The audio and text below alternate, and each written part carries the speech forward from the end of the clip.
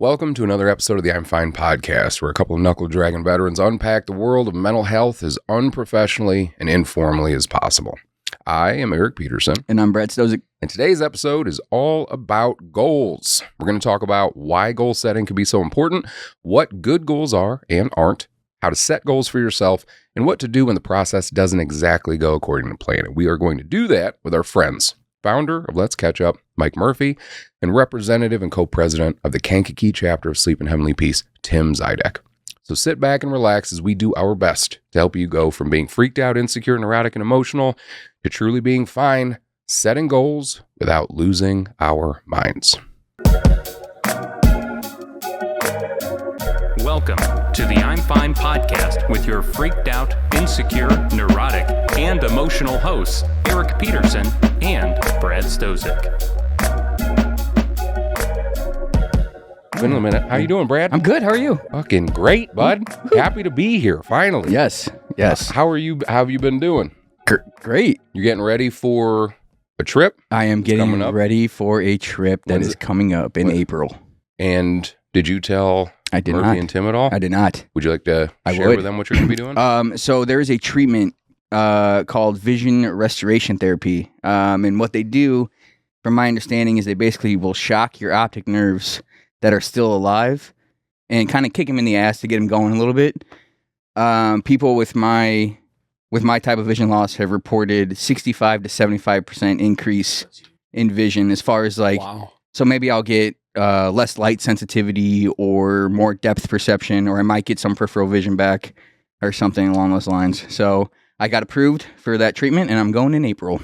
To Germany. To Germany. Oh wow! Yes. That's even more exciting, right? Yes. Yeah, and that's why I keep telling people if the treatment doesn't work, good beer. Fucking 2 weeks in Germany. Yeah. Hey, you know what I mean? It's not so bad. Yeah, not at all. So I'm really excited for you, dude. Yeah. I hope it goes really well. Me too. You know what I mean? Thank you. Yeah. We'll make sure to keep everybody updated. Yeah. So, again, we're just getting back into the flow because it's been a little while. We're starting to record episodes again, and there was a while where I wanted to have Tim and Murphy on here just because Tim and Murph and we've known each other for I don't know how many years now for sure. I mean, Murphy and I, we used to work out probably 5, 6, 7 years, something like that, maybe. Yep. And then Tim, I started volunteering with Sleep in Heavenly Peace. I don't know, before COVID, maybe? Yeah. Something like that? Yeah. So it's been 6, 7, 8 years maybe? Yeah. And we meet once a month just to get together and talk about some of the issues that we run through running our prospective organizations. And I find it super beneficial for myself just to be able to talk to other people that are in a similar position, that run through similar problems, but like work in a different space. We always have great conversations. And so when I was thinking about the episode schedule for this year and what we wanted to do, I thought about goals and goal setting because I think it's incredibly important. I thought about both of you guys because of everything that you both have done in your areas to create your organizations and how incredible that is. So I really appreciate both of you guys taking the time to be here today. So thank you guys again, man. Yeah. Happy to be here. Yeah. But before I get into it, Brad, you want to hit us with the sources, bud? Yes, sir. We got positivepsychology.com and mindtools.com. Thank you, my friend. Yep. So goal setting in psychology refers to a successful plan of action that we set for ourselves. It guides us to choose the right moves at the right time and in the right way. In a study conducted on working professionals, Edwin Locke, a pioneer in the field of goal setting, found that individuals who had highly ambitious goals had a better performance and output rate than those who didn't. In the military goal setting, or in the military setting, I mean, goals are every day, right? Like when you first woke up, what was your first goal, Brad? And are you talking like boot camp, or are you talking... Yeah, boot camp. Not get yelled at? But by doing what? Like the first thing you had to do making was your rack or staying online. Like this is the first thing you do. Yeah, there was that admiral, I cite it later, who gave that commencement speech. Mm-hmm. He's like a Navy SEAL, University of Texas. You know what I'm talking about? Oh, yeah. It was like 2014. Yeah. And he talks about the first thing he said was like, make your bed. Because in his speech, it's a task, right? But I mean, I would kind of say that there's a lot of similarities. Like the line between a task and a goal, I think is pretty blurred. but like you do that thing and you accomplish that thing for the day, and then it allows you to get more momentum. So, I mean, in the military, I think we deal with that a lot. Oh, yeah. You have to make your bed. You have to take care of your hygiene first thing in the morning. You got your PT tests. You got your shooting quals, the weapon, cleaning your weapon, and making sure that it's functional. Like there's all these goals that I think you have. And then the way that translates into the civilian world when you come back, again, a lot of those things you don't have to do. So I think you have to look for new goals. And I think some guys have a hard time doing that, especially because the accountability in the military was a lot higher because we all had to do it. Yeah. And now I'm sitting at home and I wake up and I'm like, I mean, I don't have to go to the gym at 5:30 if I don't want. You know what I mean? I think on the flip side of that though too is some veterans might set too unrealistic goals where they're too unachievable, and then it can spiral into like, well, I'm not achieving any of my goals. I'm not hitting any of my, you know what I'm saying? Yeah. Yeah. So I think that's a big part of it issue too. No, I completely agree. And setting goals are linked with higher motivation, self-esteem, self-confidence, and autonomy. And research has established a strong connection between goal setting and success. Understandably so. You got to visualize it, right? Unless you're Brad, then you got to smell it. Smell those goals. Studies have shown that when we train our mind to think about what we want in life and work towards reaching it, the brain automatically rewires itself to acquire the ideal self-image and makes it an essential part of your identity. If we achieve the goal, we achieve fulfillment. And if we don't, our brain keeps nudging us until we do. So if you have an idea of what you would like to achieve in this world, but you're not sure how to get there, setting a goal is your very first step. Understanding this could pave the way for the rest of your success. So with that, I wanted to get into a little bit, into the backgrounds of our guests. So Tim, would you mind giving us a brief background on you and what SHP does? Okay. So SHP builds beds for kids who are sleeping on the floor, don't have a place to sleep. And really, I came about that probably 8 years ago. I spent 30 some years in the nuclear power industry. And just before I got out of there, I was watching Mike Rowe from Dirty Jobs. He had a Facebook TV show called Returning the Favor. Yeah. And basically he was finding do-gooders and he would highlight them, expose them, and do something nice for them. And that was his show. And so I seen Sleep in Heavenly Peace on there. It was like season 2, episode 9. So I'd been watching it for a little while, seeing some things and thinking about some things. And when I saw that, they had DeWalt tools. Shout out to DeWalt, but they had DeWalt tools and they were using like construction lumber, which was like me. I'm not a woodworker, but I'm a reasonable carpenter. Yeah. And so I saw that. I'm like, that's cool. I want to do that. And so went to their website and couldn't find anybody. I mean, they were all on the West Coast at the time, Twin Falls, Idaho, and that. And like the closest one to Chicago area here in Kankakee was like Minnesota. And I was like, really? That'd be a long weekend to drive up there, build some beds and drive back. I did that a couple times eventually, but that wasn't going to be. So the next thing to choose, after it was like, first one was like find a chapter in your area. And of course wasn't there. The next thing was start a chapter in your area. And I'm like, well, that's not me because I don't do stuff like this. But I clicked on it because I'm like, what if nobody else clicks on it? What if nobody else starts a chapter here? It seemed like a really good thing to do. And so that was where, I decided kind of like this can happen here. And just reached out to a couple friends and, was like, hey, take a look at this. We need to do this. Had no idea if it was a need or anything like that, but, that's how it got started. And I was the one who, really helped get it started and have had lots of friends work with me along the way to keep it going. That's awesome. Oh, yeah. I love being a part of the bed builds and the deliveries, like volunteering and everything with you. Like, especially towards the early days of everything else that I was getting done at FAT, really helped me out a lot because of the purpose and the gratification you get. Like when you build the beds and you see how that process works is like really cool. And then obviously like the delivery, super powerful. You know what I mean? Yeah. Was there, why did starting this chapter matter to you? I don't know.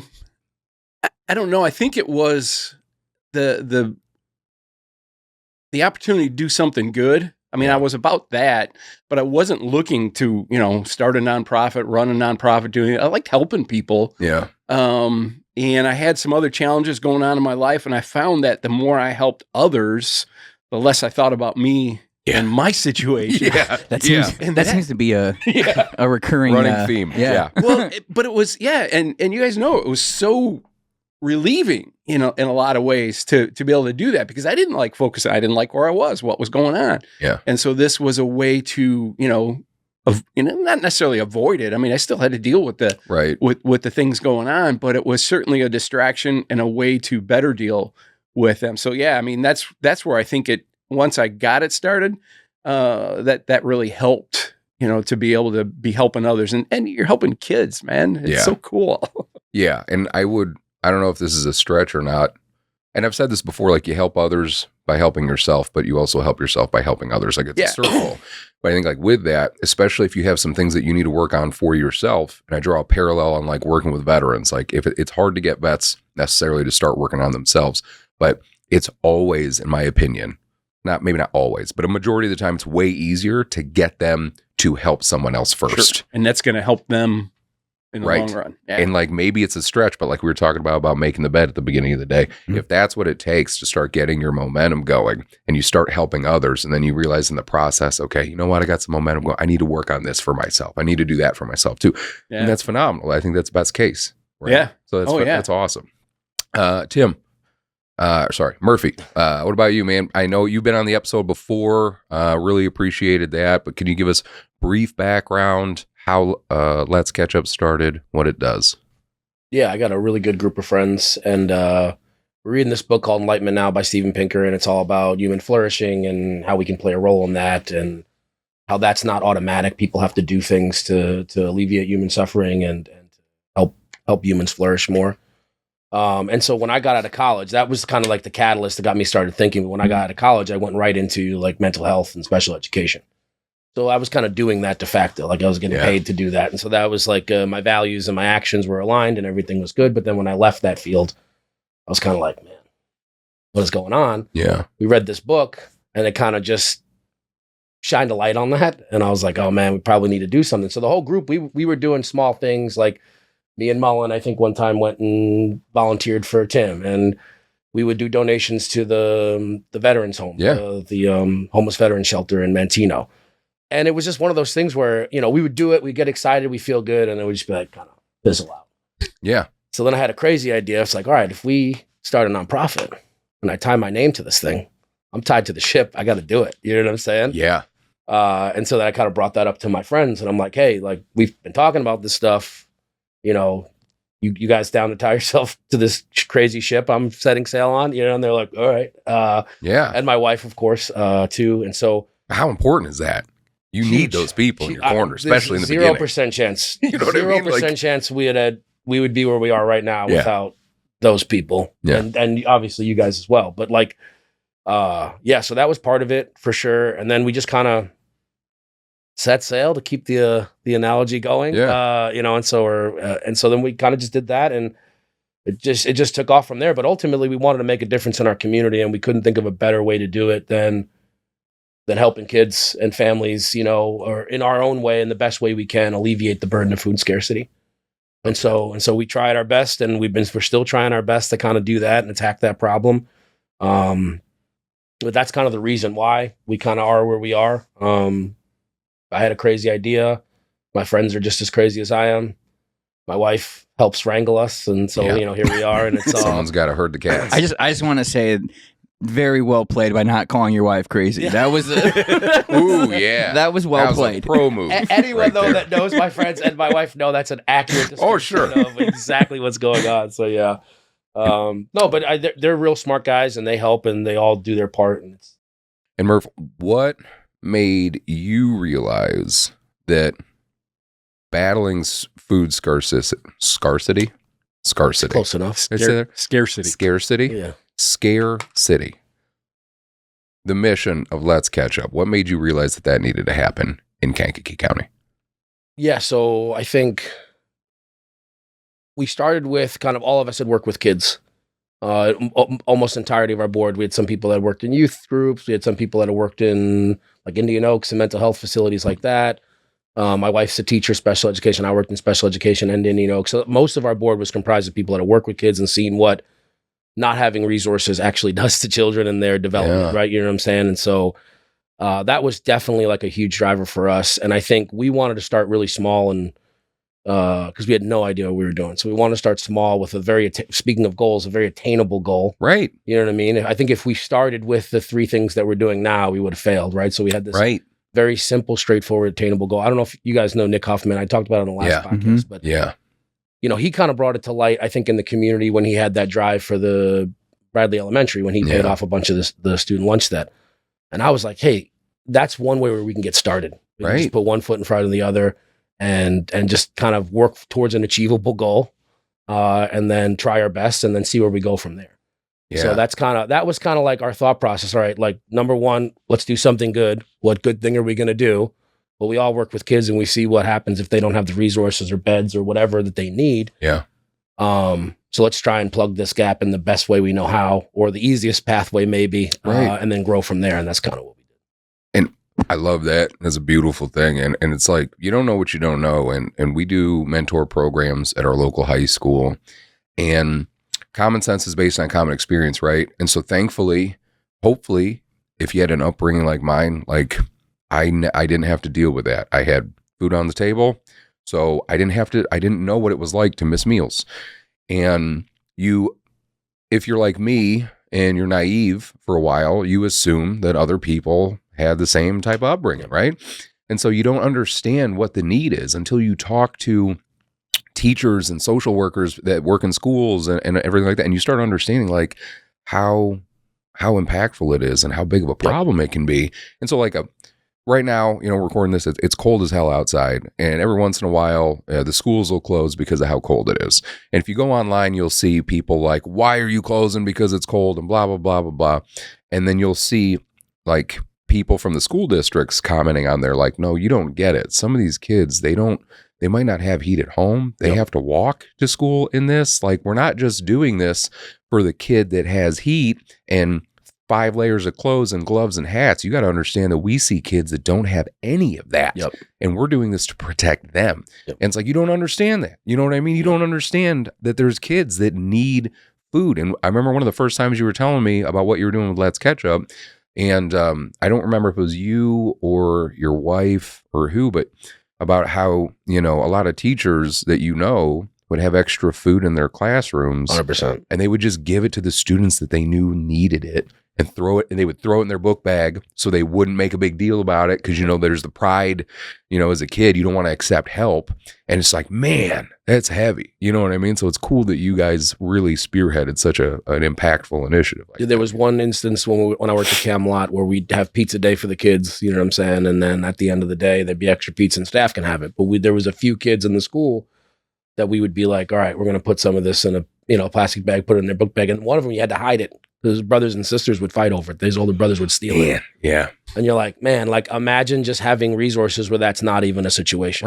Right. You know what I mean? Like because I'm like you, my parents always provided for me. Right. But when you see it, you're like, man, this is like kind of a shock, you know, it's pretty crazy. And I think it's not as, you know, it's not everyone, but I think it's happens more than people even realize. Like you said, you know, a lot more than people realize. And I feel like we're just trying to plug that gap. Well, and if you're starving as a kid and you get to school, are you going to focus on like your classes and stuff? No, man, you're focused on the basic fundamentals of like living. You know what I mean? You don't have, I would imagine, you don't have the bandwidth to dedicate to math, whatever else you got to do because you're just so focused on all this other stuff. And there's research on basic this. Stuff. I mean, your IQ is set, right? You're going to have your IQ, but if you don't have the proper nutrition, you can operate at 10 IQ points lower.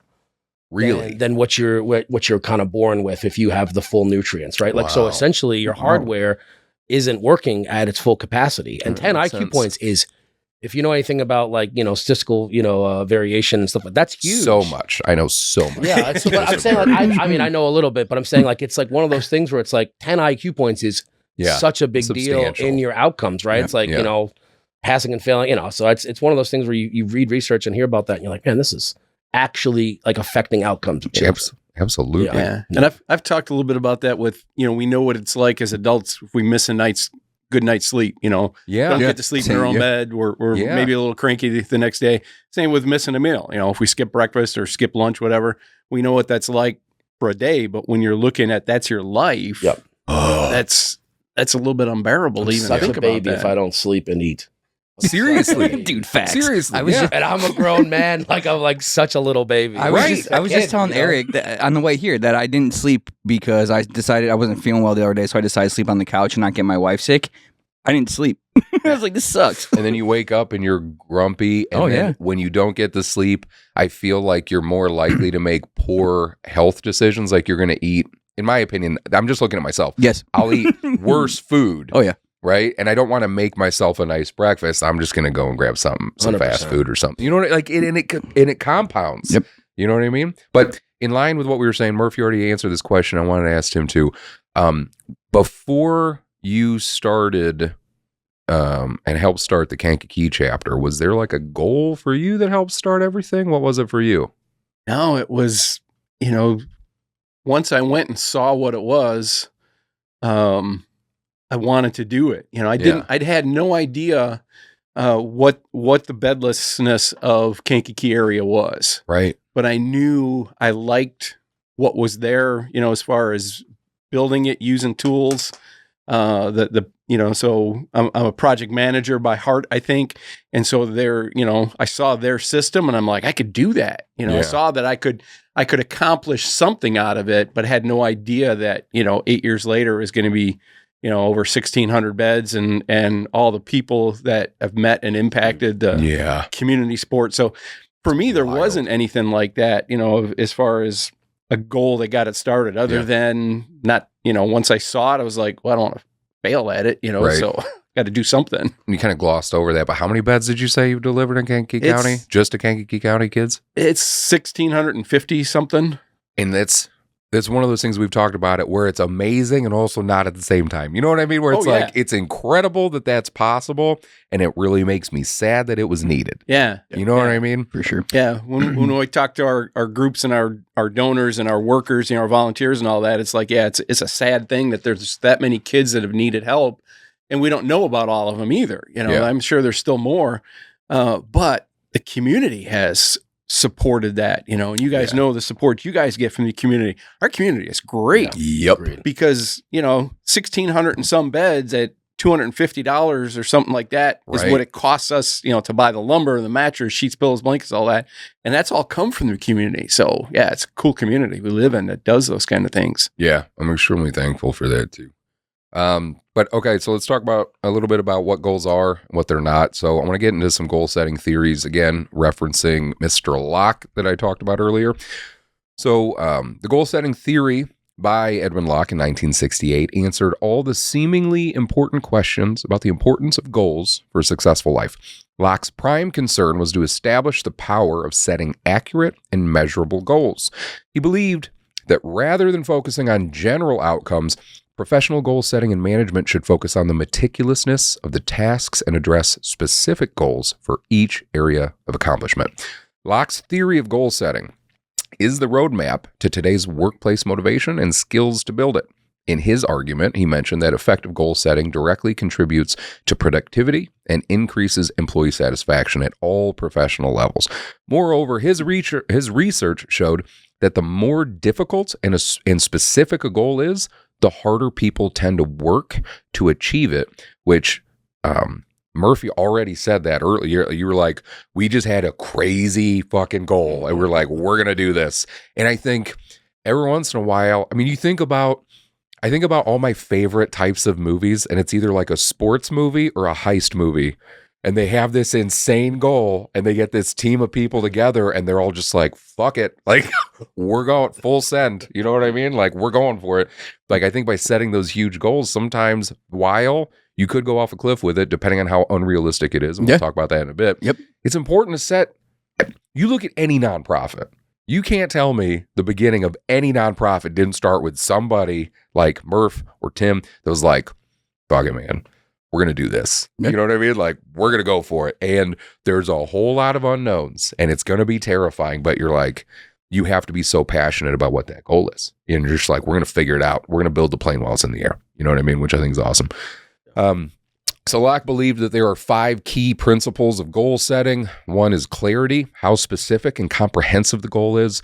The second is challenge, how difficult the goal is and the degree to which it requires us to extend our abilities. The third is commitment, how dedicated we are to reach the goal and what value it renders to us. Number 4 is feedback, how our achievements are perceived and recognized by others. Positive feedback increases satisfaction after achieving the target, understandably so. Number 5 is complexity, the difficulty of the tasks that we need to accomplish for reaching the ultimate goal. So this question is posed to both of you. How would each of you define a good goal? What do you think? I would say like it's context dependent, right? So I feel like you need to know your constraints. I feel like that's number one. Yeah. Right? So like if in the nonprofit space, what's your board's bandwidth? What's your volunteers' bandwidth? What's your mission? Constraints sometimes look as a bad way, but your mission and your values and your goals essentially are like a constraint. Like you're saying, here's my mission. I'm saying here's food scarcity. How am I fitting into that? It builds your structure. Yeah, exactly. Yeah. And so I say, know your constraints, because if you don't know that and you don't kind of tapped into that, then you're going to automatically set goals that are just unachievable. Yeah. And so I feel like know your constraints, and then within those constraints, set achievable goals. Yeah. I mean, when I was thinking through the questions, that was like the first thing I thought. And that was a lot of the mistakes we made in the beginning. Yeah. Where we are, on our day-to-day operations, we were all over the place. We didn't have those constraints fully understood. And like I said, we were kind of building the plane in the air. Right. You know what I mean? And it works, but it's not efficient. So I feel like we've gotten better at being like, all right, where's everyone at with their job? Where's everybody at? You know what I'm saying? And kind of getting that feedback and feeling everybody out. And I feel like that's a key, is just understanding your constraints. Well, yeah. And it's like aspirational versus actionable. As a whole, it's like you're looking at it like, okay, people are starving in the world, and that's a terrible fucking thing. And you look at that gigantic thing that's like you want to bite off a piece of that, but that's not necessarily actionable. In that, drawing a parallel to myself, veteran suicide, huge issue. I have a huge problem with it. We've lost a lot of guys to that. And so it's like, but it's such a broad you're like, thing. It's like, where do I start with that? Yeah. You have to cut it down into those actionable steps and goals, so you can actually start taking a piece of that. And I just think that, a lot of respect for what you guys are doing in that space. Tim, what about you?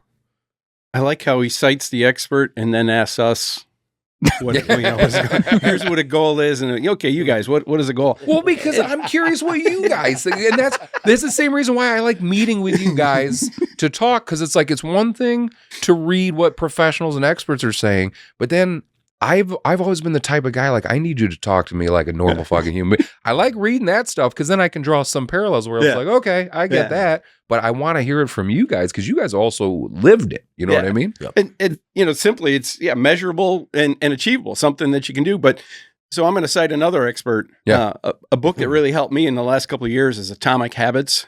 Oh, by James Clear? Yeah. Phenomenal book. I mean, for years, I've hated goals. I avoid setting goals because I can't accomplish them. Yeah. But what he taught is that goals are about results. What do I want? But then there's the systems that need to be in place, and the results come from those systems, from that, what you talked about. How are we going to get there? What's the structure? What's our support? How, what's going to make this happen? And so that for me was like, oh, well, I'm about systems. You know, I can figure out a system. And so now I'm using that system to be able to make sure it's achievable. Because you think about it, there's 2 teams left playing in the Super Bowl couple of weeks or next week. Yep. Were they the only 2 teams that said they wanted to go to the Super Bowl? Right. So everybody else had that goal. And you talk about lofty, aspirational. We want those goals, and we should be setting those goals, but what's going to get us there? And I think that for me was the key of, what am I going to do to get there? That's more important to focus on that and think about it. Yeah. Have that in place with your team and everything so that we can get it, because man, I was struggling for years of not, just avoiding it because I can't reach goals, so why would I even bother setting? Well, it's that I think there's a fear and like an intimidation factor when you set a goal to yourself, at least for me. Oh, yeah. Because if I say I'm going to do blank, then I'm going to I got to do it. Yeah. Right. I have to do it, and I can't say it unless I'm going to do it. And that's scary. Yeah. And so we quit saying it because we know we haven't, we have failed. Right. We're not a failure, but we have failed. And so then we're like, I'm not even going to bother that anymore. In that book, man, Atomic Habits, the first, I think it's in the first chapter where he references the team in the Tour de France. Yeah. And all, like, it was a team, I can't remember what team it was, but it was coming in, this team in the Tour de France years ago was coming in like last. Yeah, I think it was the British. Okay. Yeah. They were coming in like last every Tour de France for like a while. And then a new coach comes in and makes all of these incremental, small changes. 1%. 1% better every day. And like, I don't know how long it took, but eventually they started winning the Tour de France. Like they completely turned around. And a more recent, I think, example of that would be, even though they got eliminated, Chicago Bears. Chicago Bears, they turned it around too. And when you look at what their coaching staff has done, they've made a lot of incremental changes. Oh yeah, and I definitely agree with that because you never know. It all compounds. And the one thing that I like that they said, I believe it was in Atomic Habits, was he was like, if you can just try to be 1% better every day and you fail 2/3 of the time in the course of 1 year, you're still 100% better than you were last year. You know what I mean? I'm like, yeah, just 1% better. It makes it so much more attainable. And then it gives you that validation, which allows you, I think, to pick up more momentum to accomplish those bigger goals. So yeah, that's phenomenal. I love that. And then also I think what's important too is, especially in the nonprofit space, personal goals versus like the mission driven goals. And I think where that comes into play, like for me, personal goal, veteran suicide, stopping veteran suicide, preventing veteran suicide. How do I do that? And it's like, there's so many different ways you can go about doing that. But with that comes mission creep. And now at a certain point, it can almost become counterproductive. And so I think what Murphy said earlier, establishing those boundaries, like, again, military perspective, what I always say, left limit, right limit, objective. Like, it's important to frame it that way so you don't get that mission creep and you're still focusing on what you got to do. It's got to be a mission, in my opinion, at least for our organization, it has to be a mission-driven goal, not personal, because when it gets personal, you can then pull away from the mission, intentionally or not.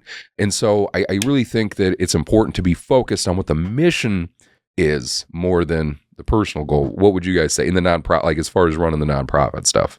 100%. I mean, that's, it's like, what can we achieve as a group versus what do I want to do, and how that can kind of, so, it's humbling. Yes. It's definitely humbling too. Because it's not about us, it's about serving others and helping others. Yeah. And that's why it's like on the veteran side, we work now with so many other organizations because it's like, dude, I don't care who gets the credit for it. You know, it's not about that. Yeah. It's like, hey, we're all doing the same thing 100%. Here. And if we don't work together, and outside of just veteran nonprofits in general, like if we don't work together, what are we really doing? Because I think, like, even if you zoom out, like a view from 30,000 feet, I think the overarching goal is we want our communities to be better. Like, we want our communities to be better. How do we want our communities to be better? Okay, well, what are the issues? Okay, kids don't have beds. People are starving. Veterans are killing themselves. Everybody takes a piece.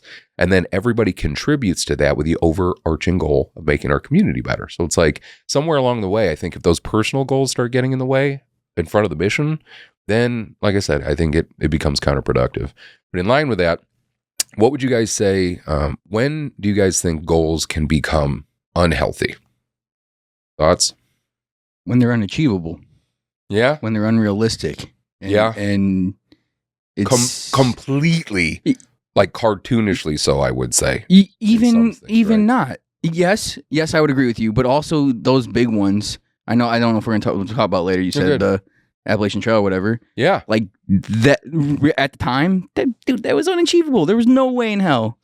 And so, brief context, when we first started this podcast, one of the things that Brad wanted to do is he wanted to do the Appalachian Trail. Yep. And me, again, I'm a full send guy. So I'm like, yeah, dude, let's go. Let's do it. Yep. But there were certain steps, I think, that you needed to take that you weren't fully focused on at the time. Right. And so it made that goal unattainable. But I think you're in a much better spot now because you've been putting more thought and effort into those actionable steps that lead up to you being able to do the application. Oh, for sure, dude. You know what I mean? The extent of my work up to the first time where I brought that up was I looked at Google Maps of the Appalachian Trail. Yeah. I bought a tent and I bought a backpack, and I was like, "Let's fucking go!" And Brad was like, "I'm gonna do it," and I'm like, and I'm sitting there, and like I've helped plan missions and things, and I'm like, "All right, man, have we like mapped some shit out?" And you were like, "Nope," and I'm like, "Feel like we got to do that. It's like 2,200 miles, man. We need to look at like a map." I was like, "No," I was like, "I don't think I so." got dude. this tent, dude. Let's go. I'm just gonna get out there. I'm gonna start walking. I was like, "It starts in Georgia, so I'll start there." And remember, let's go. And remember, you were like, I'm going to do like 20 miles a day. Yeah. And we talked to one of our buddies, Nick Smith, who hikes and runs a lot. Yep. And he was like, you're not fucking doing 20 miles a day. He's like, you might do 10. Yeah. You know what I mean? Yep. So we didn't know. So we tabled But he break it down. But it was unattainable at the time and arguably unhealthy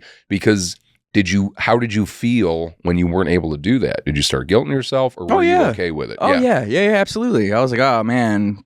It makes it even harder. Yeah. Oh, yeah. And it completely derails the momentum. And then I started, I don't know if it, for you guys being like founders of nonprofits and stuff, like, or co-presidents. Co-presidents. Or if you like compare yourselves to other nonprofits, right? So like, I know I shouldn't do this, but I compare myself to other blind people. And I've been surrounded by some incredible blind people who've done amazing things. Yeah. So I felt like, man, if I want to be a part of that, maybe I should do something amazing too. And I was like, oh, Appalachian Trail. You know what I mean? Yeah. So I think that kind of had a bigger part rather than not achieving the goal. The fact that I wasn't able to live up to their standards. Well, and that's what made it their standards or your standards that you assume they had. Yeah, also true. Perfect. Yes, Yeah. my standards that I placed on them. Yeah. So yeah. So in line with that, like, what do you guys think about when a goal would become unhealthy? When it has the potential to derail your mission. Yeah. So. And it really, I think Brad said unrealistic when they're unrealistic. Yeah. Yeah. And sometimes we don't know that till we get halfway into it and go, oh, this was a bad idea. Yeah. But that's where you got to be able to regroup then, so that it may be unhealthy for a little while to make you realize that, but then you got to be able to pull back and figure out why it was, or what 20 miles a day was too much. So. Okay, is it going to be 10 miles a day then? It's going to obviously take us twice as long. I'm doing math in my head for that. But, so you got to be able to break that down before it becomes too unhealthy, Yeah. Unhealthy isn't necessarily bad as long as we're able to stop ourselves, I think, and regroup. Yeah. Yeah, I would definitely agree. Murph, you got any thoughts? I think it goes with right alongside what making good goals. Like, it's just not understanding your constraints and not having a constant feedback or inputs into like what's the reality of the situation, right? Yeah. So like, and just going back to the example, like, where is our board at? Is someone going for a new job, or a bunch of people? Is someone having a new kid? Are they going through personal issues? Those kinds of things. Is that the majority of a board? Is this a good time to do a sprint towards something? Yeah. Do you know what I mean? How am I doing? How are me and Mal doing? You know what I'm saying? Like all those kinds of things. And I think sometimes you can get, in well-intentioned, so mission-driven that you just go, and then there's just this wreckage behind you. Yeah. This was unhealthy, and it's because you weren't listening to that feedback, or you weren't setting up systems where that's part of your organization and what you're doing. A good point. Very good point. Yeah, when you become so focused on what you're doing, and that's the burnout. Yeah. Right. And good Lord, like I've been there a lot. You know what I mean? Where you're just so focused on what you're doing, and you're not paying attention to those. What I always say is like the canary in the coal mine. And I'm always surprised by the amount of people now, especially like whenever I go to schools, that have no idea what that means. You know what I mean? And again, if you're listening, what that meant was if you were a coal miner back in the day, you would bring a canary with you into the coal mine, because if toxic gas was released and you didn't know, and it was I forget what toxic gas it was, maybe it was methane or something like that, but it's something you could not smell.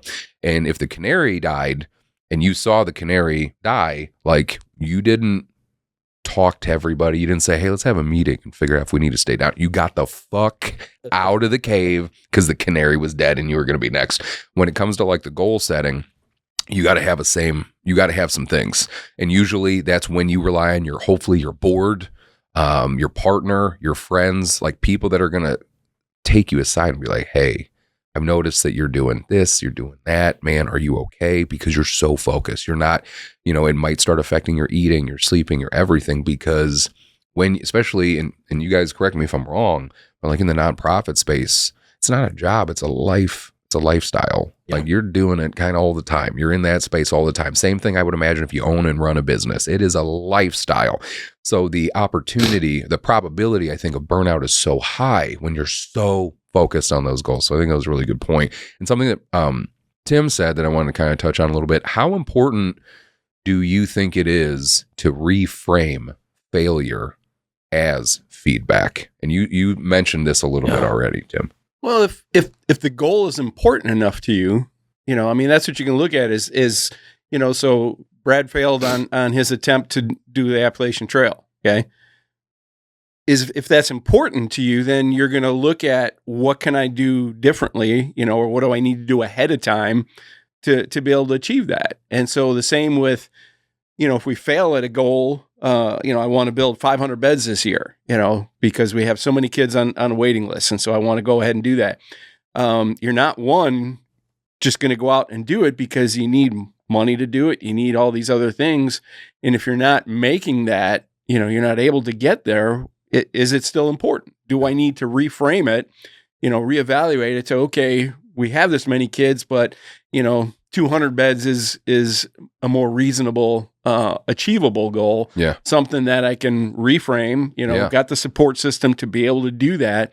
That doesn't make our goal bad if we got to, step back and make it less that, maybe we only do half of the trail or something like that, to where you're still, the idea is to grow and to there to be some benefit for the goal, reason why you're doing it. Yeah. And so, if that's still good, then you gotta redo it. Absolutely. Murph, any thoughts? Yeah, I think like reframing in my brain is like the core of resilience, right? Like, yes. So for organizations or for individuals, right? Yeah. So like, you talked about in your situation, like initially you were like, oh man, I'm not living up to all these guys' standards. And that's my knee jerk, like idiot. You know what I'm saying? Way to go, Murph. Just start saying super negative shit to yourself. This will motivate me and make me feel better. Yeah. And I think like your reframe was, no, that's not, I just didn't set the right goals and I'm just going to do that next time. Yes. When I go about this, I'm going to do this in a different way. And I feel like the more and the quicker and the more realistic you can reframe and do things differently and reposition, that's the game right there. And that's the key. I think everything that you just said and kind of what we're talking about now is really the core is reframing. It's understanding reality and then reframing when maybe you didn't consider a variable or a couple variables, right? And sometimes that's not anyone's fault. Yeah, and it doesn't mean that, okay, we reframe and now we'll get there next month instead of this month. Yeah. It may be something that you realize that you got to reframe and it's going to be another year. Yeah. The reality. Because there's all these other things I need to do first. Yeah. To be able to get to that level. Yeah, and I love good quotes and everything too. And when you look back at what so many successful people have said, and in the fictional space, Rocky Balboa, famous, it's not how many times you get knocked down, it's how many times you get back up, right? Yeah. But that's 100%. I think like your success is tied to the skill set for sure, but in my opinion, almost more so the consistent effort that you apply no matter what. And I say that because I fail all the time. I've failed so many times. I'm going to continue to fail. And there are still so many times where I fail and it really impacts me mentally. Like I am just so angry at myself. I'm disappointed in myself. I'm embarrassed, all of these things. But like, it's so important to reframe that to just know, again, what was it Thomas Edison said? Like there was like 1,000 attempts to make the light bulb or 100 or something. And he said something along the lines of, in regard to his failure, I just learned like 999 ways to not do it before he learned how to do it. You just have to keep pushing forward. And one of the things that I respect about both of you guys is I feel like you're both so strategic and methodical in how you guys accomplish things. I don't feel like I'm so much that way. I'm more of like an overpowering force. Like I'm gonna throw everything I can, infantry style. We're gonna keep fucking going until we get it done.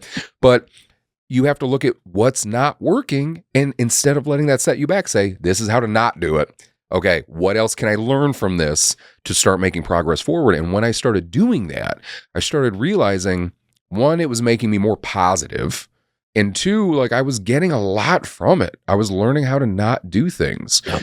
And on the side of FAT, like we work in the crisis space a lot, and that's incredibly chaotic.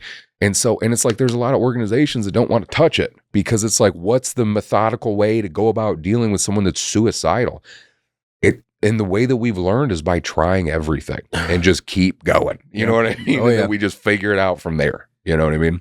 But see, that's where for you, it's more of the heart, your heart that, pushes you on and keeps you going through. Yeah. I would be looking for a checklist to be able to do that, and it wouldn't work. Right. You know? Yeah. It's kind of on the fly. Like, I don't know if I've said this one on the podcast, but like the feather in my cap is when we had the county sheriff call us once for an alleged veteran potentially trying to steal a Black Hawk helicopter.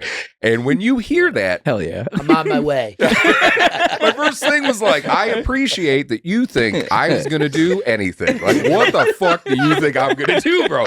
Like, I appreciate that you think I'm going to come in there and be like, don't. Like, I don't know. But let me show you how to really fly this thing. Because you put yourself into those situations, and through experience, you're going to learn. Oh yeah. And and the failure will in my opinion, the failure will almost always teach you more than the success will. I agree. Because there's so many other variables that come into play when it comes to success. But when it comes to failure, usually you know why. You're like, this is what went wrong. This is what I need to work on. You will be better for working on it. So I think, man, it is so important to reframe that. So as far as like from vision to execution, Tim, what were some of the first small goals you had when it came to getting SHP going in Kankakee County? It was to find some other people that were as excited about it as I was. Yeah. And then it was to have that first build. I didn't want to waste any time. I wanted to start building beds because, we're going to start using tools, and that's why I was there. Yeah. And then once we made those first couple of beds, it was like, we got to get these delivered now, and so just, that next step of let's build, and okay, now let's deliver, let's find some friends, because I needed money. So I needed friends that were going to give me some money to be able to, buy the tools and buy the lumber, and just kept progressing from those. And it was really small bites and small steps at that time. Yeah. And in line with that, how would you say you break a big mission into manageable steps? Because like, and with that, like, what are you working on right now that's going to be in a few months? You're working on a build of how many beds? So it's 24-hour build. Normally we take 3 to 4 hours to build, and that's wears everybody out enough. And we did this last year where we built beds for 24 hours and involved 6,000 people over that. Literally. Yeah. 6,000 people. 6,000 volunteers came through in those 24 hours to help us build, and we built 5,000 beds. Oh, okay. This was not Kankakee. This was on a national level. Yeah. And so because that went so well, and we had requests for more beds than we built, that now this year we're going to do it here coming up in April, and we're going to get like 8,000 volunteers to come through in 24 hours.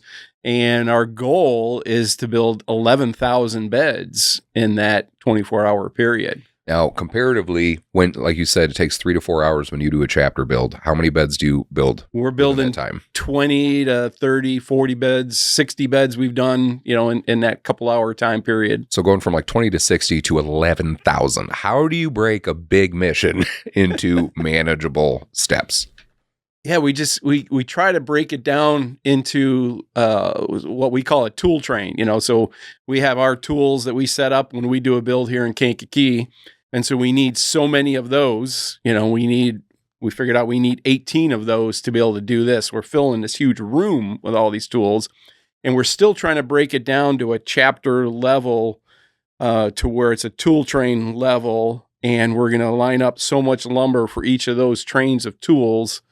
And, so many volunteers are still going to be in that. So we're keeping it at the chapter level for us. Yeah. And that way we're able to, and we break it down into transporting, we've got to transport 11,000 beds out of there. There's no way we can end up at the end of the day and we've got this huge stack. They've got to go. So we break those down into hundreds, and that's where for us, even at the chapter level here, we're building 30 or 40 beds because that's an achievable goal for us. If I build any more than 40 beds, they don't fit in our trailer to go from where we're building them to, our storage. So that kind of is a limiting factor until we get a bigger trailer, I guess, or a second trailer. Right. So yeah, keeping it measurable in those bites, I guess, that you're taking. Yeah. Yeah. And Murph, I don't know if you have these numbers offhand, rough approximation. How many pounds of food do you guys believe you guys have brought into Kankakee County? Roughly. I'm just curious because I saw it on your website and it was just like a cartoonish number to me. Yeah. So like they say, we started, I'm going to try and explain it so it makes sense. And if you don't think I'm just lying, but they say like when it's 100 households where we start with Pembroke, we've grown that to 150, right? Because more people are coming, so they give us more food. Yep. So like for 100 households, they say it's approximately 10,000 pounds. For 150, it's 15, right? So like obviously 15,000. So we're currently at a cadence of 15,000. And this year, during their fiscal year for Northern Illinois Food Bank, they've given us 6 in moments. So that's July to June. That's their fiscal year. So we're still not fully realized. But I'm saying like in like say July to June, I mean, they're giving us 125 for moments. And I don't know how to do the math, but it's going to come up on 200,000 pounds of food. 200,000 I think, right? I'm no mathlete that you've brought into the area. So again, Northern Illinois Food Bank, right, does all that, but I will say the part where we can say we've advocated for that, we provide all the volunteers, and they're just itching to send food, and they just don't have the tier 1 food deserts. We have a few of those in Kankakee, and so like they just need a volunteer base and someone that'll do it. But like if I was passionate about dealing with starving people and dealing with food scarcity, and somebody was to tell me like, all right, you need to bring 200,000 pounds of food into the area, I'd be like, fucking what? Like dude, that was, well, I'm out. Like that was all our board member Mullen. He got it all. He had the connection with Feed America because he works at our home and he worked at Urban Farmer before that. And he connected all these dots, and I was scared. I was like, dude, how are we going to do this? We're just paying lunch debt at this point. Like, what are you doing? Right. And so like that's how my process goes. I go, no, I freak out, and then my brain's like, no, we can do it. And then like 2 weeks later, I was like, let's do it. To your point, but to that, I mean, that such a big mission. If you were to look at it from that perspective, how did you break that into manageable steps? I think just starting with one location and getting a core group of volunteers that will continue to show up was the only way to do it. And that consistent effort over time, because you guys have that repetitive, like every blank, every other whatever, you guys are there and you guys just keep doing it. And then identifying like people that are really good at organizing. Because like, here's the thing, I always say to people, I'm not like the best at anything. Like but I show up every time and I get a B-. Hey, like that's my superpower. That's all you need. Yeah. So there's people that'll show up for one test, they'll get an A+ and fail because they won't show up for the next 10 tests, right? Right. I show up, I get a C+, B-, but I'm passing. But it's that constant effort. It's that consistent effort over time. Yeah. But also like finding people that are organized, right? So the only reason why we're able to go to Moments is because Christy Senesac. Was willing to be like, and she's super organized. And so I was like, I felt really comfortable being like, Christy, can you take that on? Of course she can, because she's Christy. Yeah. But it was, that was another thing, is like identifying good people that could potentially allow us to expand. Because if it was just me having to do all of them all the time, that's where you're like, okay, I'm taking on too much. Yeah. And I don't think I made any notes on that, but you bring up a really good point too, when you're trying to achieve a goal, understanding what your shortcomings are, and then figuring out if that's something that you can work on or if that's something you can bring somebody to the table to help you work on, because like that's invaluable. Like you said with Chris, who's amazing. Brad, when you're talking about the Appalachian Trail, you talk to Chris James and some other guys. I hooked you up with my buddy Caleb Day that I served with, who did the Appalachian Trail a few times. Like you go to those people who can help fill in some of the blanks to help you achieve that goal. And it's everybody needs a mentor. Everyone needs a mentor. And it's so valuable to have those people in your corner to help you achieve. I agree. Also, it's important that those mentors have some knowledge, though. Oh, yeah. Well, that's what makes them a mentor. I have some mentors that are like, you know what I mean? But then you have to decide, is that somebody that's your mentor now? Because like for me, starting out fat, I found other people that were running other super successful nonprofits in the same space. And I was like, can I ask you questions, please? Can I just bother you about stuff? Gotcha. And then I listened to what they told me. You know what I mean? And that helped me achieve those goals because I didn't know what my goals really were. And sometimes my goals change because of how wide of a net that I was casting. But I mean, I still agree. But so Murph, early goal setting, as the founder of Let's Ketchup, what did that look like for you? I want to say something really cool. Like I just knew from day one we'd be where we are today, and I'm sweet, you know. I just had all the answers, which is not true. Yeah, none of us did. And I think the best thing we did was just start with an easy student lunch set. Yeah, this is a meaningful thing to do. It'll help kids and families not worry about, you know, will I be able to attend prom? Will I be able to graduate with the student lunch set on my books? And we started with one district, which was the Bourbon Elementary School District, and we met with their assistant superintendent and their accounting guy. I'm not exactly sure his actual role, something like that. The guy who ran the books, bookkeeper, whatever. And so they just explained the whole issue. So we learned about it. We had one district, and we're like, all right, let's just see if we can do this. And then we did, and then we just kind of stepped it up from there. Yeah. So how would you say you balance long-term vision with short-term survival? Yeah, this was a good question. Yeah. Again, I'm not basing this off of any data. Yeah. But I think that like a ratio of like 70-30, 80-20 is what sounds good to me in my brain and my experience. So I'm not basing it off of anything that I've read, but I feel like you got to do the thing. Yeah. If you're not doing the thing and you're thinking about the future, you're just an idea guy. Yeah. You know what I'm saying? And great. Yes. I sometimes you need those people, but mostly you need doers, right? You need to put one foot in front of the other and do stuff. But you need to save enough space to be like, where do we want to be? Right? Do we just, if that's where we are at, that's fine. Right. But we have to like, what does the future look like? Do we want to make this thing? And I think that also helps the people that working with you. Yeah. Like if you're like, dude, this is working, and people start going, it kind of is working. Right. And they're like, oh, it's kind of crazy that we all figured, all of us knuckleheads figured this out. And then they're like, all right, well, then they start going, what do we want to do more? And then that energizes you. And but if you don't save the space for that, then I feel like sometimes you just get in strictly doing, and then your growth is a little off. Yeah, I would draw a parallel to like losing weight sometimes, in that when you're in it, you don't necessarily notice. I don't know. I've heard. I don't know either. But it's like when you're working in it, you're in the trenches every day. You don't necessarily come up for air enough to see the progress. So I mean, I definitely agree. Definitely agree with what you said with that. Question for both of you. How would you say you stay focused when the motivation starts fading away? Because that motivation, I've dealt with it. Maybe I'm the only one, but what would you guys say? I think it comes back to renewing that motivation. You know, what is it? Because motivation doesn't last. No. You know, it's very short term.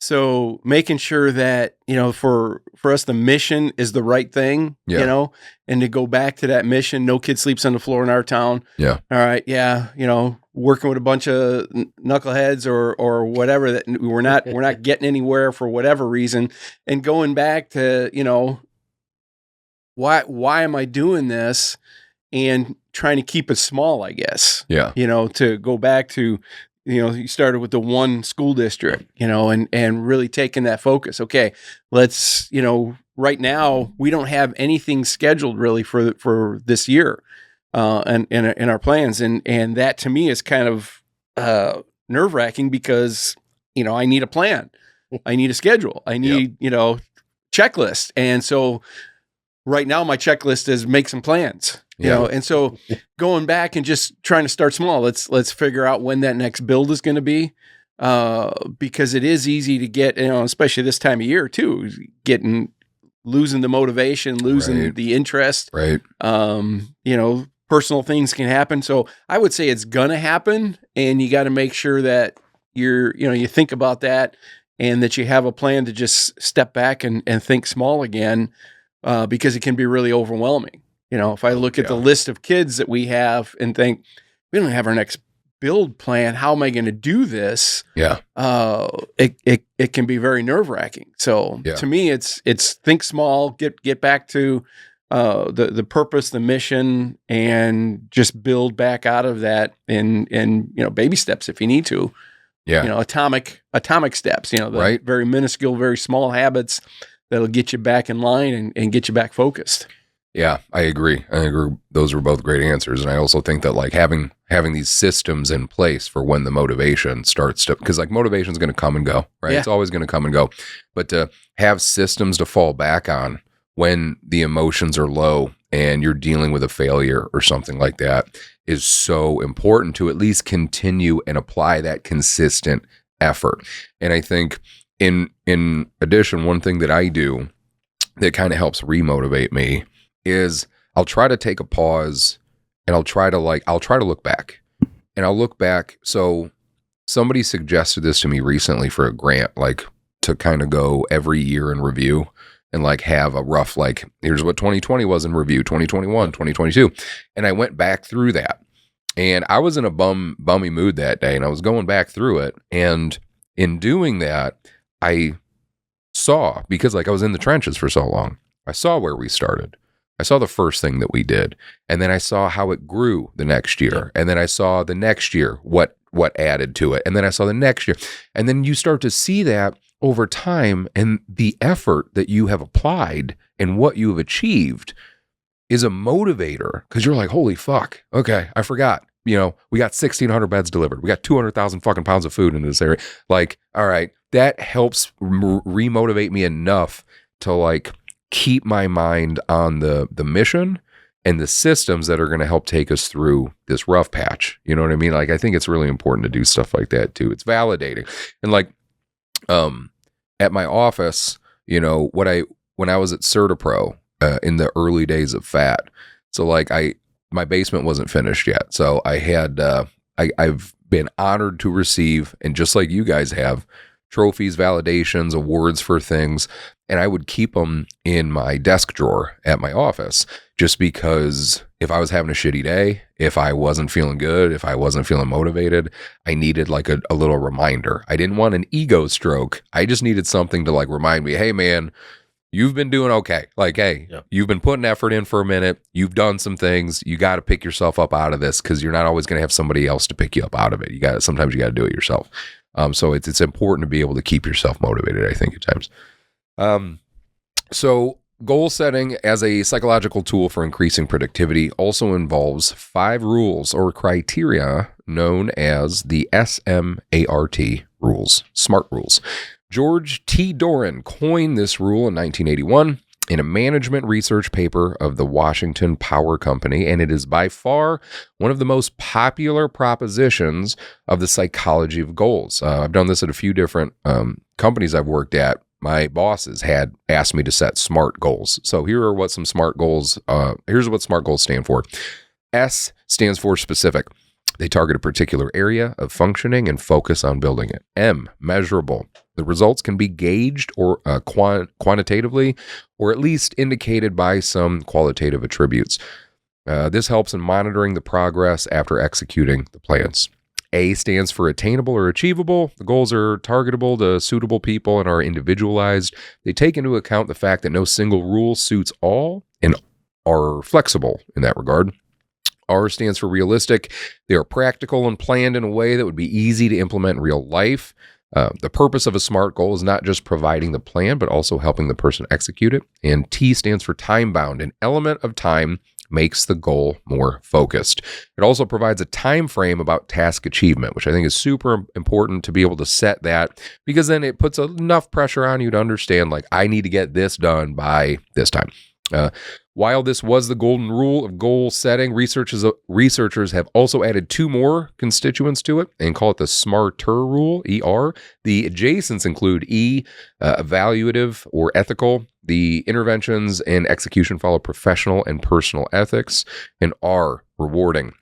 the end results of the goal setting comes with a positive reward and brings a feeling of accomplishment to the user. So that all being said, do you guys have examples of adjusting goals when reality starts to hit harder than expected? Tim smiled immediately, so I'm assuming that means yes. I had made a note for this. Yeah. So, I mean, we, like I said, we build 30 to 40 beds, and we do that maybe every 4 to 8 weeks because we want to get the beds out, deliver those 40 beds before our next build is, so that, we're going to build more then and continue on. Those are the small steps or the bites that we take out of, bedlessness in the area. But there was a point where we had 160 beds in storage because we were building like crazy, but apparently we weren't delivering, and so it's like, we just kept going. And I was becoming overwhelmed because we couldn't fit them in the storage unit anymore. I can remember pushing the last one in and quick closing the garage door because it's like, just close it, and it'll be, and trying to figure out what, so something had gone off the tracks at that point. Yeah. We weren't delivering, we were blessed to be able to keep building. Those usually are 6 to 8 months, ahead of the progress of what we're doing, those are being set up. But yeah, it got off the rails quick like that. And it wasn't, so we're not going to go out and deliver 160 in one day. Right. But we, made some friends. That was a big part of where FAT came along and was really helping us on a weekly basis, a couple times a week. We just set the goals. Let's increase our deliveries to be able to get these out. And so we adjusted that and hit that for a while, and we're able to get those out and get back down to zero, know. But yeah, it went off the rails quick, and it wasn't intentional. It wasn't even, obvious to me for a while. It was like, but it's overwhelming too. It's just like, I'm not going to do this by myself. Right. I'm not going to fix this. Well, especially when you are the leader of the organization, like you said, from the outside, no one else may even notice that it's a problem, but in the inside, like, you're freaking out about it, trying to figure out how you're going to adjust and what needs to change. Yeah. I got to rent another storage unit, so there's money going out there too, that shouldn't necessarily be going out. But, right. No. Murph, same question. I think like this year when we did kind of the strategic annual review, we have the annual board meetings every year, and you're kind of like, what did we do last year? What do we want to do this year? That kind of a thing. And I think last year my mistake was just going over too much and just being like, our goal is to do this, this, this, and this with our fundraising and this, and it's like, no, like we only have so much bandwidth, again, like understanding the constraints. So I narrowed it down to 3 things. I said, we're going to do this. Here's what we did last year. Here's how we want to do this year. Here's the minimum kind of we want to hit. Here's the stretch. Yeah. And I just really narrowed it down. I feel the board meeting was very, like I went over it. I think everyone had read it. Everyone understood, but it was of like 2 or 3 pages. I think it was 3 pages. And it just like was very clear about what we want to do. Yeah. And these are the things we want to spend most of our time on.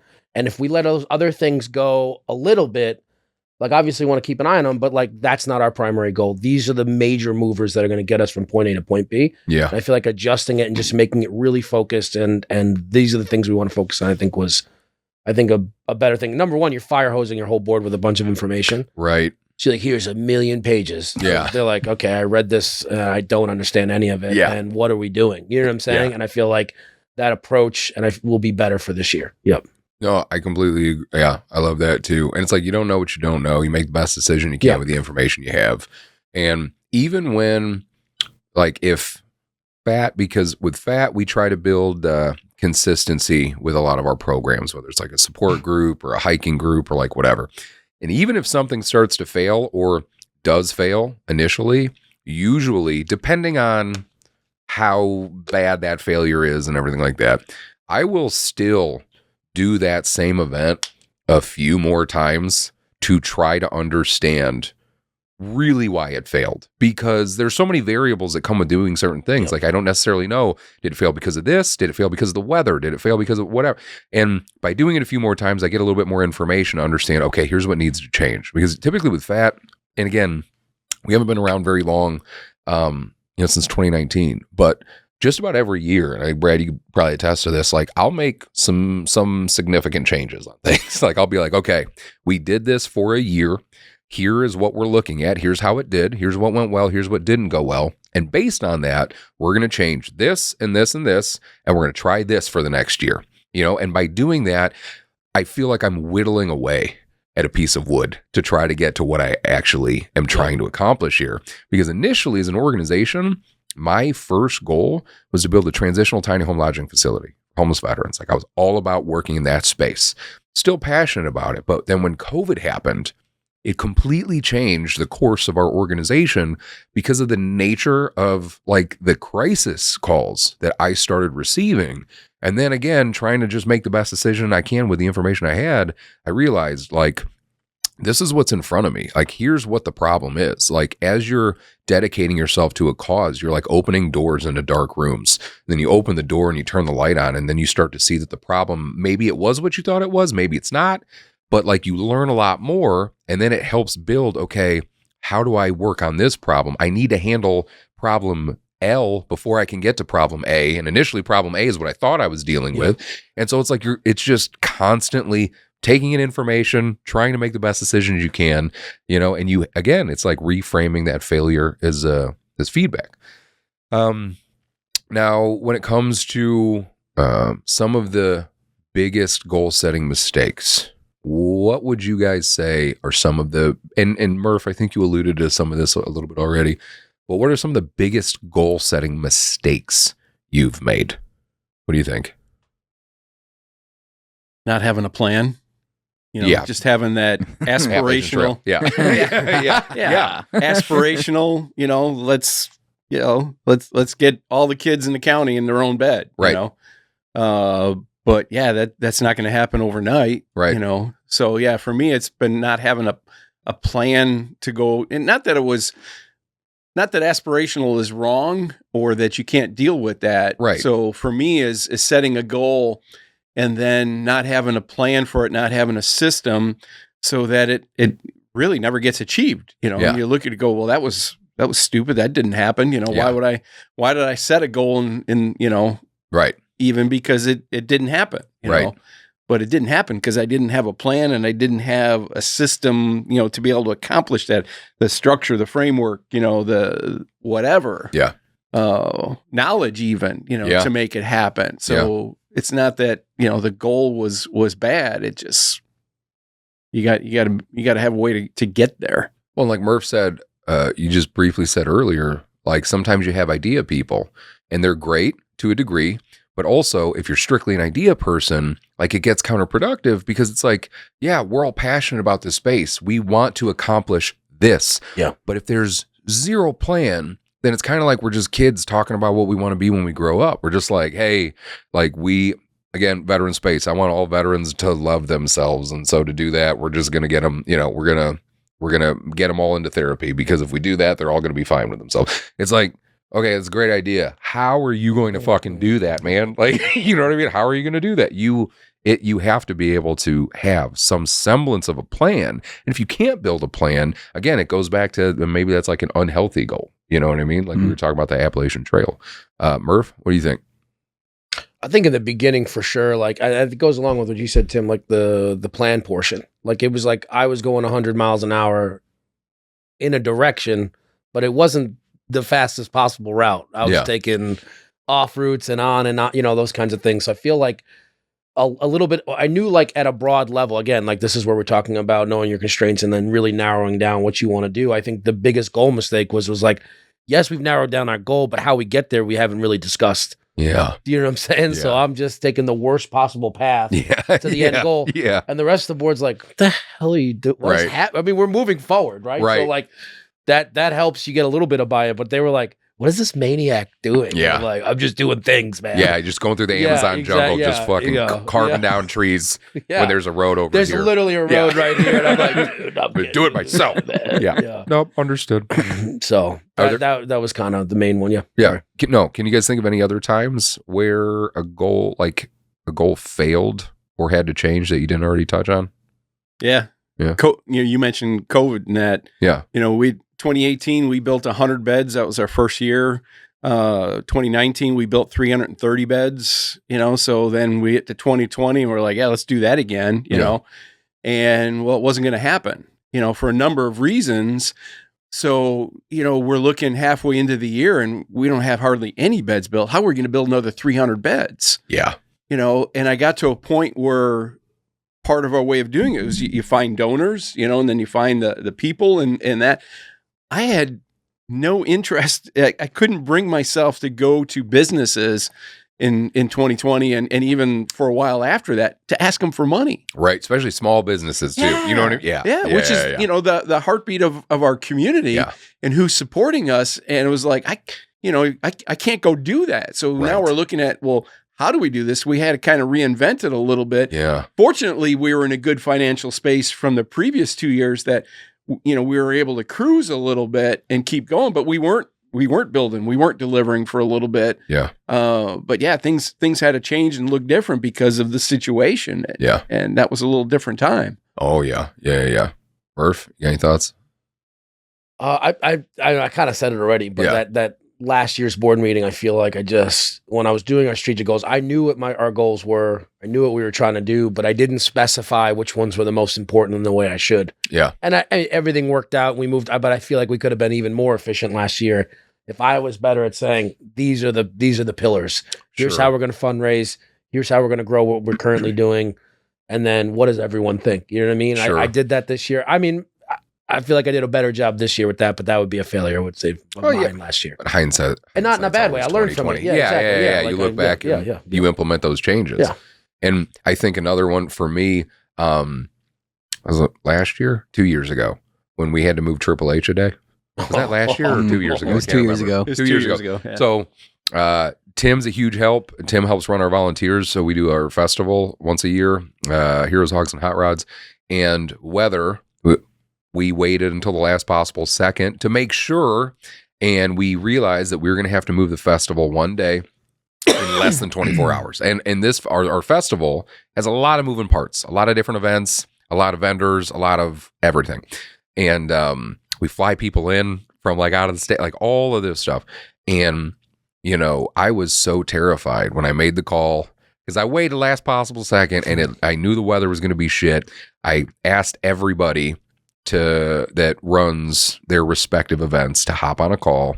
And I said, all right, guys, here's what we're looking at. Here's what we're going to have to do. What does everybody think? And this is Friday, and the event is on Saturday, and we're pushing it to Sunday. Thank you. Yes. And like everybody on that call had the same fucking face. Everybody's like, we don't want to do that. Like, we don't want to do it. But as we talked through it, again, going back to what we talked about earlier, relying on our systems, because the way that our festival works is our festival is made up of all these different pieces. We have the music, we have the craft vendors, we have the strongman competition, we have the car show, we have the volunteers, the barbecue. Like, there's so many different pieces that go into this. And we have somebody that runs each piece. And we came together. I relied on that system. Hey guys, okay, here's what I need you to tell the volunteers. Here's what I need you to tell the strongman. Here's what I need you. And we somehow pulled it off. And I give all of that credit to the people that run their respective events. Because if we didn't have those systems, and if they didn't have their own internal systems on how their events were working, no way that would have happened. There's no way we could have done that. And so the fact that we were able to do that was just so amazing because, and again, speak to, when the motivation runs out. When I told everybody, hey guys, we got to push this festival a fucking day, motivation kind of ran out a little bit. You could see it on everyone's faces. But when you rely on those systems and you have the right people, I think you can definitely adjust to change that. And now because of that, which I kind of wanted anyway, we moved the festival from Saturday to Sunday. It worked out super well. We've been doing it on Sundays ever since because we're like, we're going to do a nice day festival and we're not competing as much with all of the other things that typically happen on Saturdays. So we also learned something from it that we carried on forward, which I thought. And we know we'll never have to push it to Monday. Yeah. Also, never. Oh my God. So fingers crossed for this year.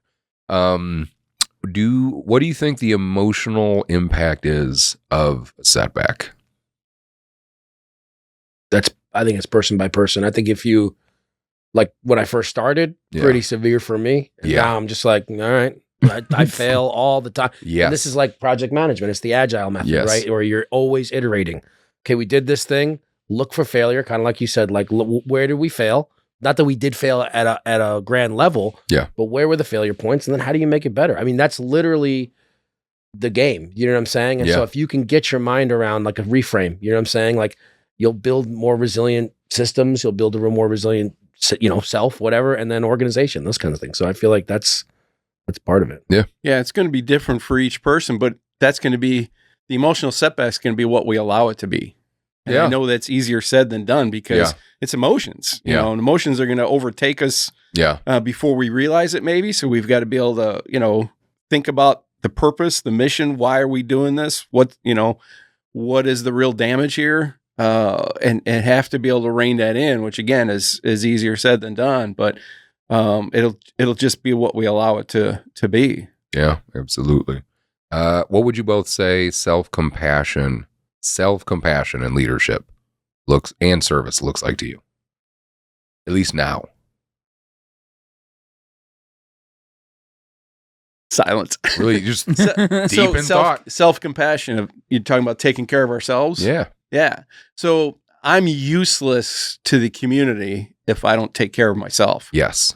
As much as I talked about before of being able to focus on others was taking my focus off of me and the challenges I had. Yeah. I still had to deal with those challenges. Yeah. And if I didn't take care of those challenges, I'd have been of no use to the community.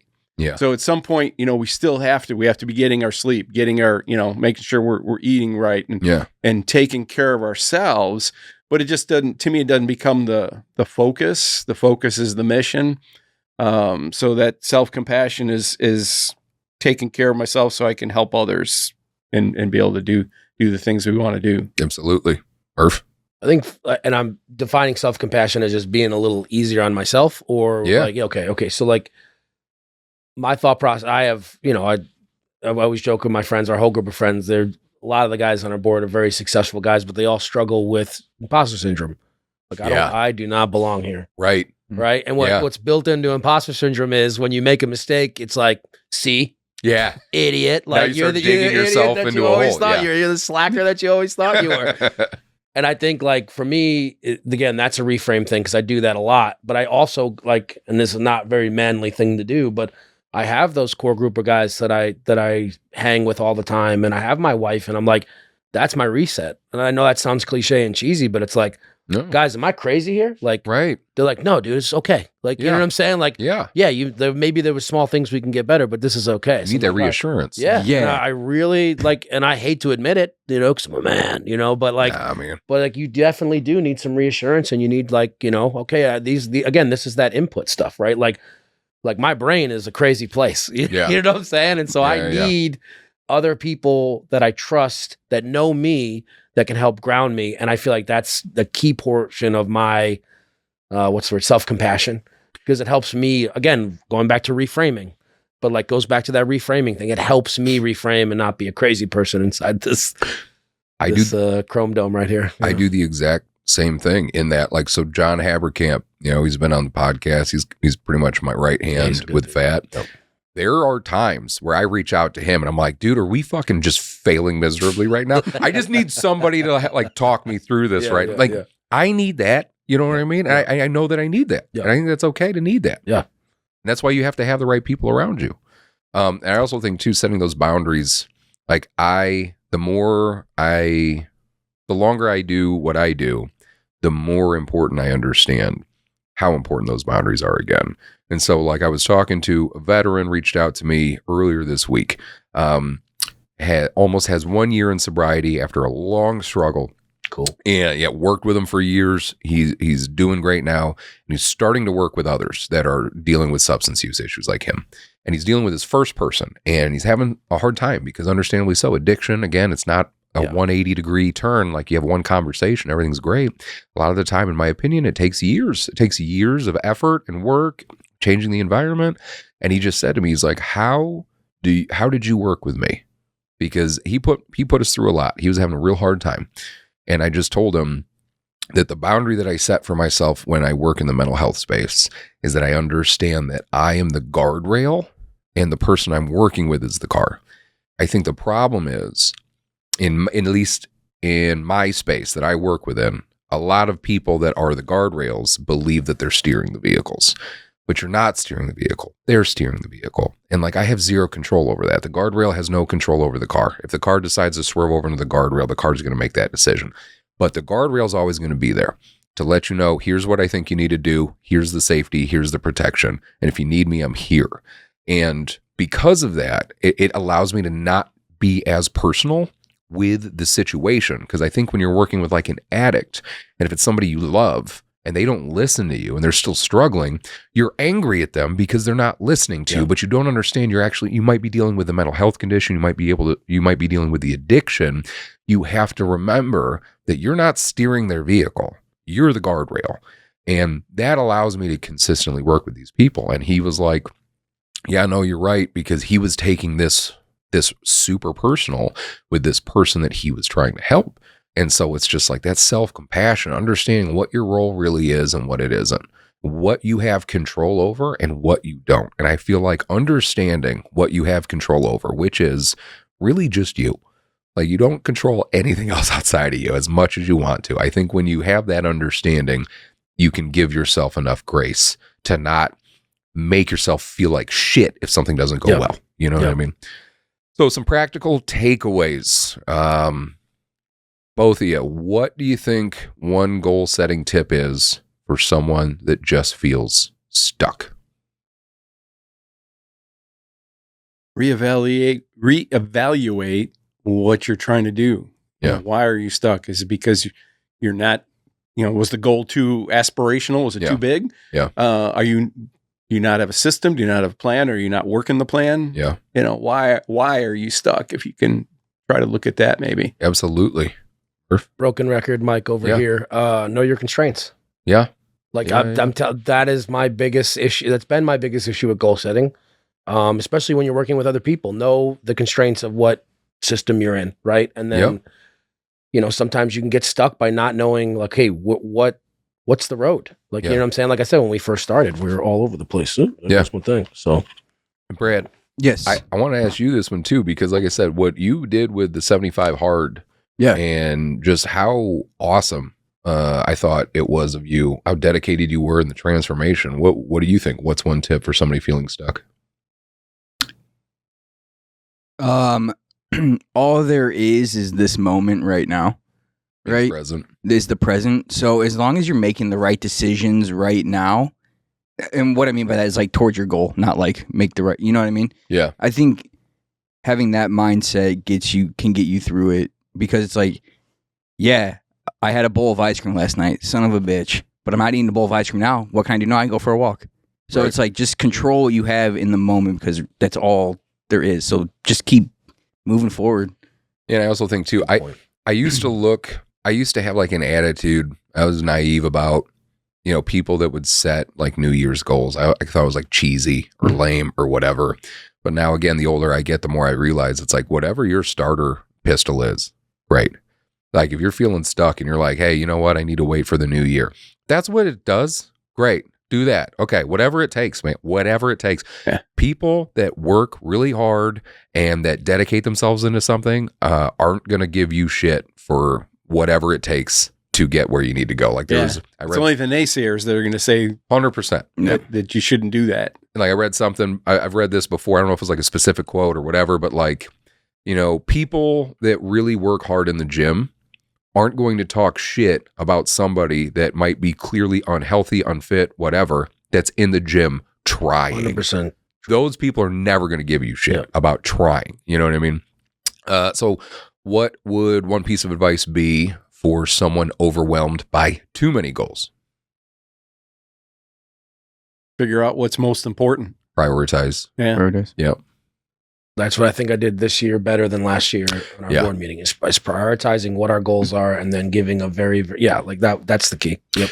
Yeah. Sometimes one of the tips that a former boss, Rob Smith, Certipro, he gave me before when it came to, trying to organize my day, was like, he would write all the goals he had for the day. And then he would give each of them a number between like 1 and 5. You'd be like, all right, here's what I got to do. And so like I do that from time to time still. And it helps me prioritize. And then it makes it not so overwhelming. Because you're like, okay, I got to do this first. Yeah, you and then I can worry about this. Yeah, and your limited time too. So, you know, what can I do right now that's going to help me to move forward? Or that's another book I was reading too. It was about something about looking at that specifically. What can I do right now that's going to help me tomorrow? You know, and so you may need to do that before you can do these other. You know, you mentioned before about step L before step A. Right. You know, you may have it out of order. Yeah.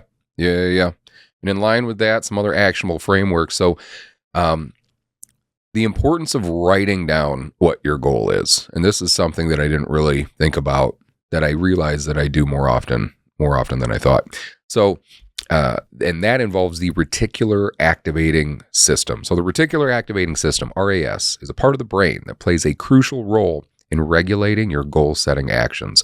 The RAS is a cluster of cells located at the base of the brain that processes all the information and sensory channels related to the things that need our attention right now. So an exciting fact about RAS activation is that it gives us signs. For example, a person whose goal is to start a family is likely to see more couples and families around them, similar to if your goal is to buy a certain vehicle. You buy that vehicle, then you drive it. What happens? You see that same vehicle, right? Like you see a lot more of it. This happens because of RAS activation. The RAS is aware that this is what the person is paying attention to at this very moment, and hence they choose to register only the information related to it. The reticular activation functions in two ways when it comes to goal setting. One is writing your goal down. So RAS gets activated by the simple act of putting your goal in pen and paper. Seeing your aims written in clear words before you, feeling the touch of the pen, or engaging in the thinking process of writing the targets triggers the RAS function and ensures that you go for it. And the second part of that is planning your goal. Like Tim said before, the art of imagination is essential when it comes to goal setting. Studies have shown that people who have the power to visualize their goals before setting their actions have a higher activation at the brain level.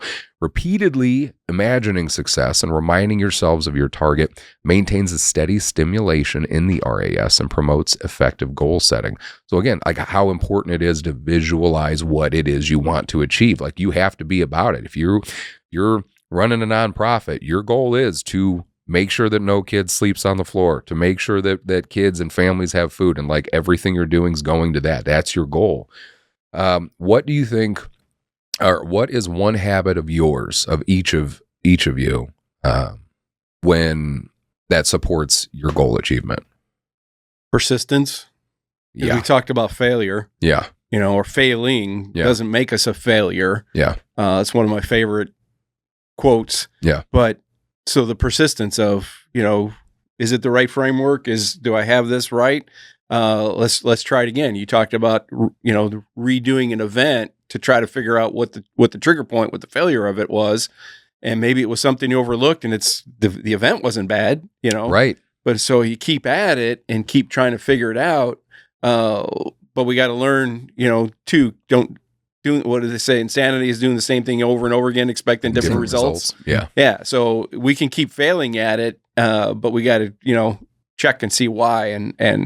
But staying persistent for me is what helps. Absolutely. Murphy? Yeah. Just to build, you know, the systems that help you stay persistent too. So like one of the things we do with Let's Catch Up is we have monthly check-ins on top of our board meeting. So you have your annual strategic review. Guess what we do in the check-ins and the board meetings? Same thing. How we doing with the strategic goals? You know what I'm saying? It's like, where are we at here? And this year we're even trying to build in that even more with a little bit more built-in accountability for everyone so we can actually keep moving forward. And I feel like every time we check in, we're like, all right, are we going towards that thing? Yeah. Did we talk to that person? Did we do this thing? And that's extremely helpful because I got to show up and, oh crap, I got to, that's in a week or that's in 3 days. All right, I got to get this done. It's like, we know the goals, but here's these systems that help us stay on them. Yeah, absolutely. I know we got to get close to wrapping up here. Got a couple more questions for you guys. So what keeps you both going when it's hard in those moments where you're losing all motivation? Like, what is it that keeps you both going? Focus on the mission. Yeah. You know, the being able do the deliveries. The builds are fun for me because we're using tools. Yeah. Yeah. But the delivering the beds, and you don't always see it. There's a lot of times we see the kids smiling though, and they're excited that they're going to have their own bed to sleep in, but sometimes it's just maybe the parent that's excited, or the parent who says thank you, on the way out the door. The kids weren't home, they were in school, whatever. Yeah. But getting back to that focus on the mission, because if that isn't the reason why you're doing it, then why? You got to get back to what's your reason. Yeah. Perf. I think definitely mission for sure. Like, I think you said it earlier, and this kind of just exactly what Tim said, but it's also like letting yourself come up for air. Yeah. Taking a look back. Like, sometimes I can get so tunnel vision on, like, we have this one issue. Yeah. We've talked about the issues that, sometimes we have. We had this one issue, and it's so frustrating. And you're trying to do all these things to change it, and then nothing's changing. And you're like, dang it. And then all you do is focus on, it's just availability bias, right? You know what I'm saying? Like, this is what I'm putting into my brain. Yeah. So this is how I'm feeling. You know what I'm saying? And it's like, why don't I just take a second? That's like 3%. And look at the other 97%. All these other people doing great work. All the things that we're doing. The people that stop me on the treadmill, I'm at the gym being like, hey, thank you so much for your donation to us, because it's helping me curb behaviors in the classroom, or put food in kids' backpacks. I'm like, that's the whole point. This is why we're here. And so, like, sometimes I can just get focused, and you guys hear me. I call it our monthly bitch fest, but like, where I'm just complaining about these things, but I haven't been stopping, coming up for air and just being like, all right, this is pretty cool. You know what I mean? Like, I think that's really important. Yeah, because you don't know the butterfly effect. Like, you don't know who all is truly impacting from it. You're doing what you're doing because you believe in the mission. Yeah. And then when you have those little things that happen, like somebody stops you at the gym or something, it's just that little validation, that reminder, like, oh shit, yeah, we are doing something. Yeah. Because you only see exactly what's in front of you. Yeah. You don't necessarily know the implications or how much it affects other people. Yeah. So it's so important. And I think for a lot of vets, so FAT doesn't have a lot of opportunities for volunteering. Like, we'll go to the veterans home from time to time, but other than that, we don't typically have a lot of needs. And that's why I always push veterans to go volunteer for something. Mm-hmm. Like, because you, in my opinion, a lot of vets, you're used to being a part of something bigger than yourself. You're used to being goal oriented, to having a purpose. And that's why I think volunteering is so crucial. You know what I mean? And like, getting involved with other organizations. When you go to a bed build and you see volunteers there that are genuinely excited because they know that they're being a part of something bigger than themselves. They are building a bed that's going to go to a kid, so that kid doesn't have to sleep on the floor. You're like, man, that's like addicting almost. You know what I mean? Like, you have to find purpose. And so I can't stress it enough. Like, I think if you're out there and you're struggling, trying to figure out, like Tim said before, kind of what got you into SHP, like, find a purpose. It doesn't matter if it's beds, school lunch debt, working with veterans, seniors, animals. Like, you got to figure out what your purpose is and start going for it. And I think that's a huge thing when it comes to mental health, is having that purpose, especially if you don't feel like you had one as much anymore. Last question for you both. If you could give your younger self one piece of advice about goals, what do you think it would be? Set them. Yeah. Understand how important it is to actually set them. Yeah. Yep. Yeah. That's it. And don't quit. Yes. We've talked about the way all the times we failed, we continue to fail. Yep. There's nothing wrong with that. Nope. That's all part of being who we are in life. But it's when you quit failing, I guess, maybe that's time to look at it. But for me, I would say don't quit, because I initially setting goals and I wasn't getting them, I'm like, well, this is stupid, but it was because I didn't have the framework. I didn't have the system in place to help me achieve that goal. Yeah. So I would quit. I would give up early. We talk about January 1st, New Year's, everybody's making all these goals, and it's the end of January already. So most people are already giving up on their goals for the year. Right. So are we going to wait until next January, New Year's, and start again? No.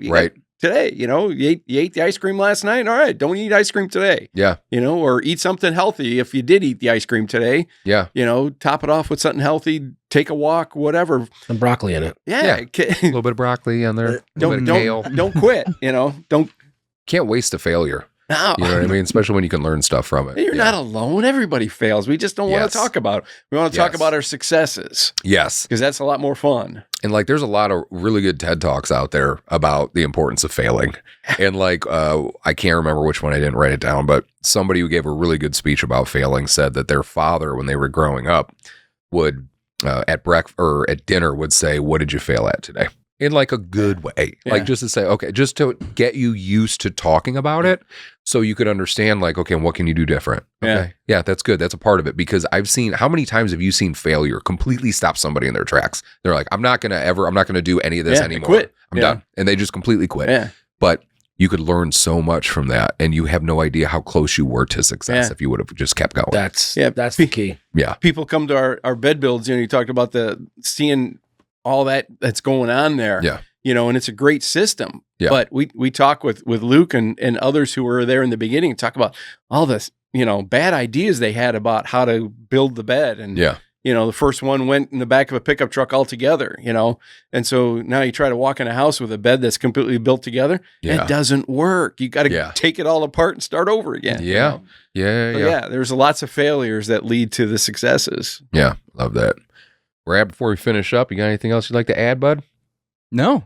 Great episode. Good to be back. Hey, man. Yeah. I think again, to kind of wrap this up in a pretty bow, goals play a dominant role in shaping the way you see yourself and the way others may see you. A person who is focused and goal-oriented is likely to have a more positive approach towards life and perceive failures as temporary setbacks rather than personal shortcomings. So you have to remember, you have to reinforce that goals do not define worth, and you have to start small, stay honest, and ask for help if you need. So if anybody wants to find you guys, Tim, how would they go about finding more information, volunteering, and things like that for Sleep in Heavenly Peace?